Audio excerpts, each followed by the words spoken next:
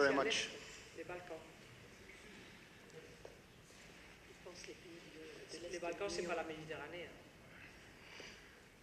Well, eventually, let me say this. Eventually, we need someone to put the money, you know, regardless of whoever, you know, it's coming from which entity.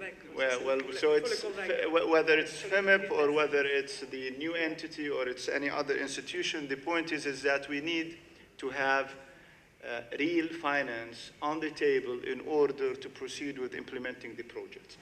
Mr. President, thank you very much for giving me the floor again.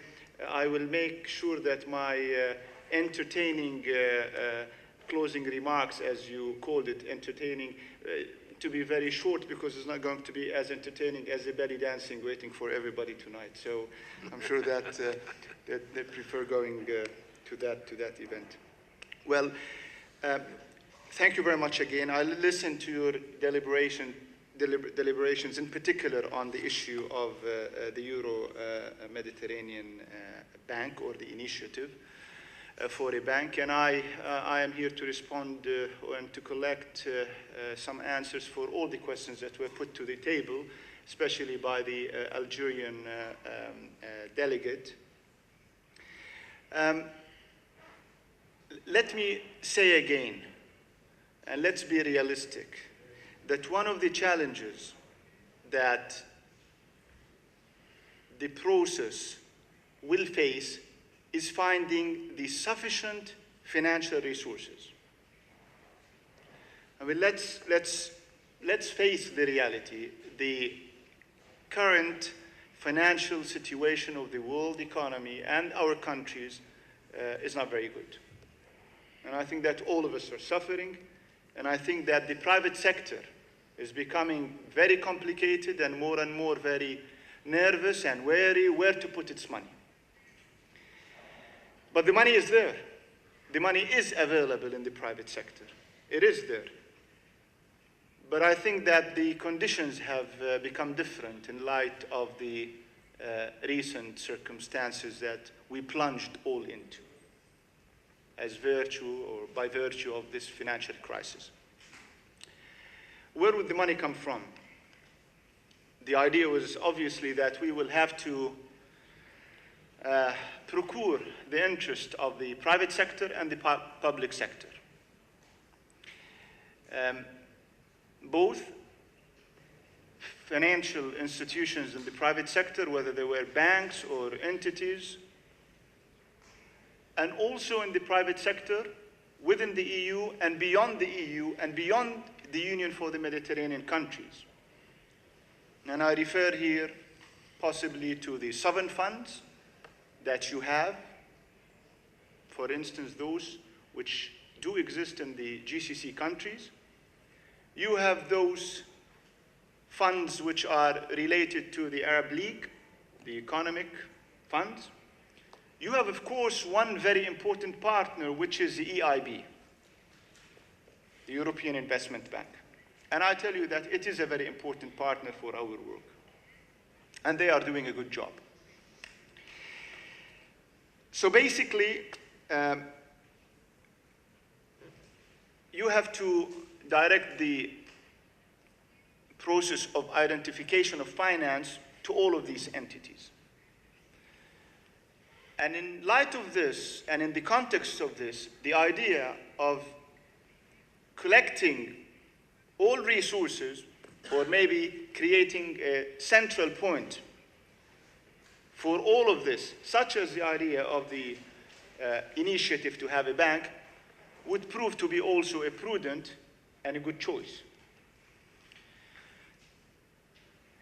But my point actually is not about to whom we should speak to, or from whom we should ask finance. It is about the conditions on how to go to the financiers and bring the cash and the money. Because as I said earlier, you have very promising initiatives that were put, for instance, in the solar energy. You have the Inframed, you have the other facilities that I spoke about this morning. the point is that we need to present the right conditions in order to procure the financial elements or the envelopes for the projects. And we are talking about 6 sectors.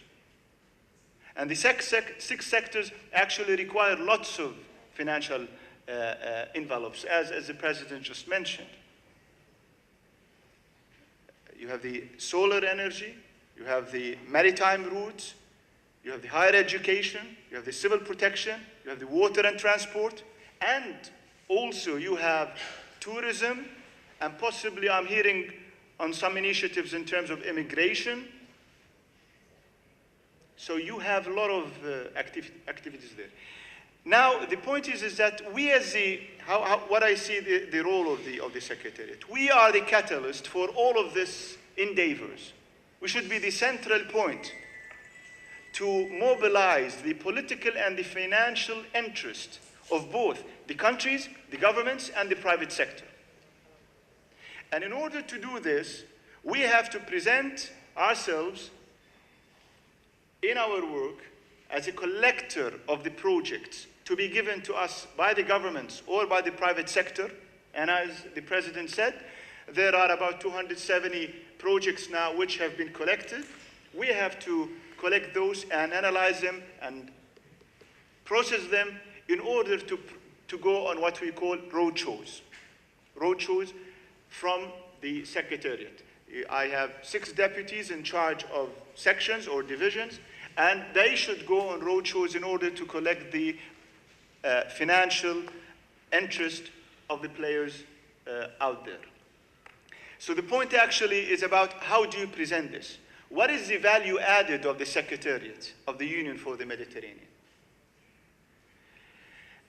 Why should we be listened to? Why should we be sort of given the opportunity to be accepted and to promote projects and to procure the political and the financial interest of the players? I think that the collateral that we have as a Secretariat, and I'm sure that sitting in front of lots of financial people, who am I? I mean, I'm starting to use some financial terms. The collateral that we have as a Secretariat is that we have the political will and support of 43 countries. And this is very important. And the value added that we should present is by doing our homework, by analyzing projects and the feasibility, financial and social and environmental, for projects on technical scientific basis. If we do this, then you have value added vis-a-vis the financial instruments worldwide. And then you can start going even beyond the Union for the Mediterranean countries and ask for finance.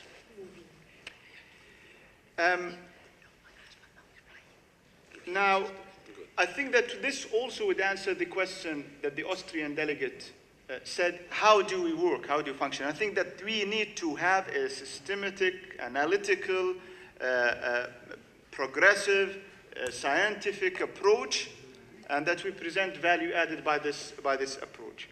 I would like to finish by thanking the respectable parliamentarians for all the support that I heard today vis-a-vis the Secretariat. And let me tell you something, for us at the Secretariat, the budget